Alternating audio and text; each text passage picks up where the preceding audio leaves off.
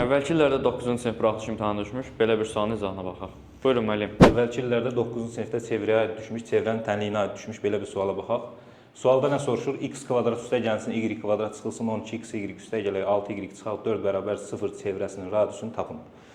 Çevrənin tənliyin açılmış formada verib. Çevrənin radiusunu tapmaq üçün mən nə etməliyəm? Çevrənin ümumi tənliyinin formasına qaytarmalıyam verilən tənliyi. Yəni, mən bu tənliyi x çıxılsın a-nın kvadratı üstə gəlsin, y çıxılsın b-nin kvadratı bərabərdir r kvadrat şəklinə salandan sonra çevrənin mərkəzi AB nöqtəsində, radius isə r olacaq.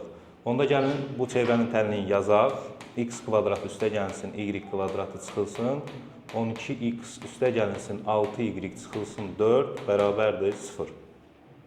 Nə edə bilərəm? Təbii ki, tam kvadrata ayırmadan istifadə edəcəm. X kvadratı çıxılsın 12x, üstə gəlinsin y kvadratı, üstə gəlinsin 6y çıxılsın 4 bərabərdir 0. Baxın, birincinin kvadratı çıxılsın, birincinin ikinciyə vurma hasilinin 2 misli var burada. Yəni, 2 vurulsun, x vurulsun. Nəyə vuranda 12 eləyir? Təbii ki, 6-ya. Deməli, onda mənə bir dənə nə lazımdır burada? 6-nın kvadratı. 6-nın kvadratını özümdən əlavə elədiyimə görə burada çıxaq 6-nın kvadratı yazıram. Eyni qaydada üstə gəlinsin y kvadratı, üstə gəlinsin 2 vurulsun, y vurulsun, 2y nəyə vuranda 6y eləyir? 3-ə. Deməli, mənə bir dənə 3-ün kvadratı lazımdır, çıxılsın 3-ün kvadratı. Ardıca nə? Çıxılsın 4, bərabərdir 0-a. Buradan bura qədər mənə x çıxılsın 6-nın mötərizə kvadratı verir. Bu çıxılsın 36 olur, üstə gəlinsin, buradan bura qədər isə mənə nə verir? Y üstə gəlsin 3-ün mötərizə kvadratı çıxılsın 9, çıxılsın 4 bərabərdir 0-a. Deməli, bu x-in yazaram burada. X çıxılsın 6-nın kvadratı üstə gəlinsin, y üstə gəlinsin 3-ün kvadratı.